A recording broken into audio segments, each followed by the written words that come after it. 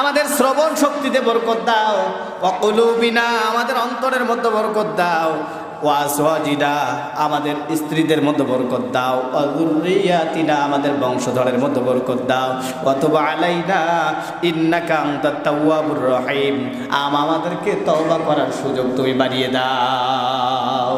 সুবহানাল্লাহ। ইন্নাকা আনতাত তাওয়াবুর রহিম তুমি তো তওবা কবুলকারী এবং পরম দয়ালু। এই জন্য আমরা এই দোয়াটাও বেশি বেশি করে পড়বো, যাদের মুখস্থ আছে আমরা পড়বো, আল্লাহুম্মা বারিক লানা ফি আসমাইনা ওয়া কুলুবিনা ওয়া আজওয়াজিনা ওয়া যুররিয়াতিনা ওয়া তুব আলাইনা ইন্নাকা আনতাত তাওয়াবুর রহিম। পড়া যাবে তো ইনশাআল্লাহ? পড়বো তো ইনশাআল্লাহ? পড়বো ইনশাআল্লাহ।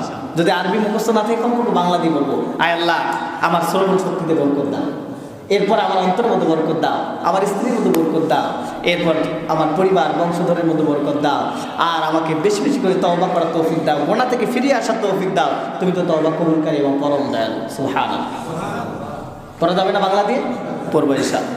এই দোয়াটি এখন থেকে আজকে থেকে আমাদের আমল শুরু হবে। করা যাবে তো ইনশাআল্লাহ? করবো তো ইনশাআল্লাহ?